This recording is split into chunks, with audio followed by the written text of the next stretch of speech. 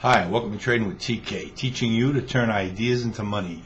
We're at www.tradingwithtk.com, and it's Thursday, January 22nd. Hopefully all my technical problems are behind me for a while. Always a frustrating to deal with them. Anyway, let's get to the market. About 5 or 6 days ago, I raised the caution flag. And we got that one-day reversal, and we rallied off of it. We came back down, tested it, rallied off of it, came back down and tested it. So there is clearly a battle going on in that area.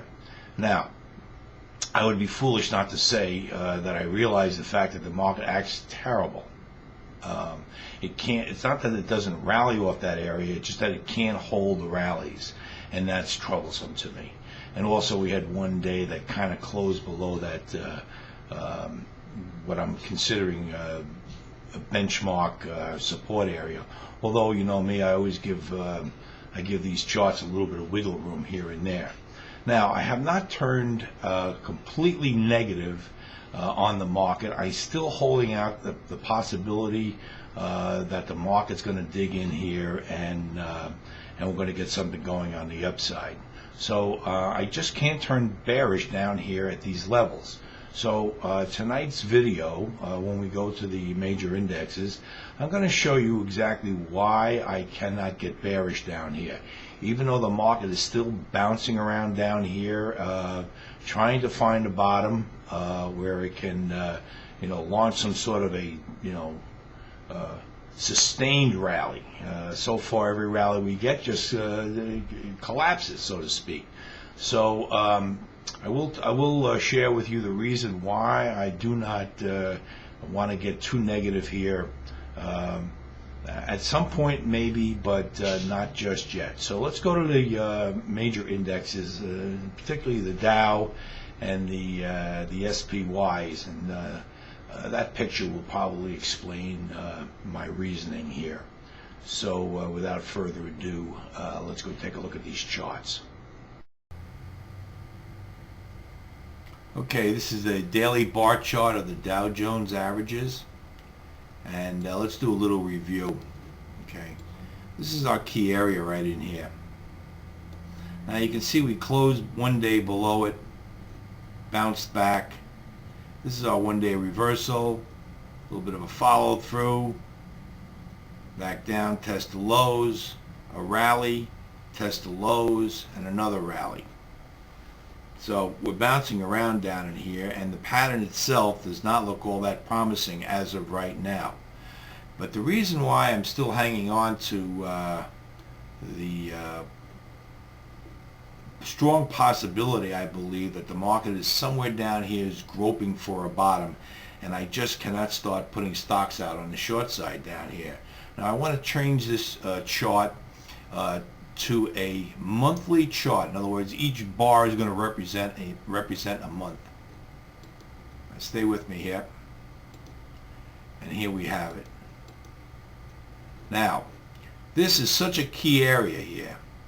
This was the support here, support here. This was the October, this is the World Trade Center, bang. We held up here, we rallied, we came all the way back up, made a higher high, and now we're right back down into this very key spot. And this is the reason why I cannot get bearish down at these areas. Now, it's hard to pick the exact bottom down in here, but I just think it's wrong to start getting negative at these levels. Yeah, we're toughing it out. We can't seem to find a bottom. We can't seem to get a decent rally going.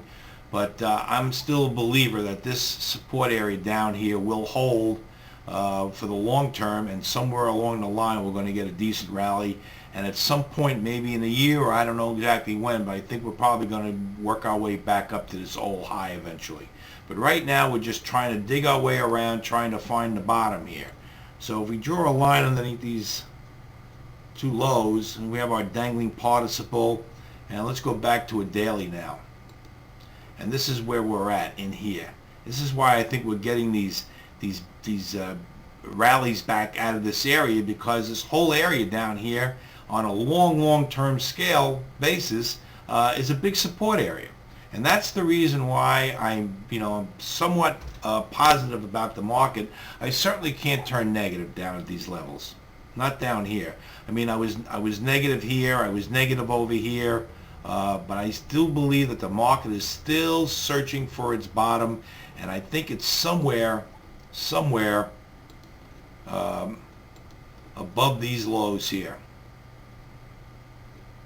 Okay. Let's give you a little history here, okay? This was the 87 crash. Okay. This looks just as bad, if not worse. But this took longer than this. This happened all in 1 month. And you can see it held that support area here. See it there? This low here? And we bounced around. We finally made our way back up. This is what I'm looking for this market to do in here. Hold these levels, bounce around, and then start back up again. And that's the main reason why it's, I'm still hanging on to the concept that the market is, pretty cheap down here. All right, let's take a look at the SPYs.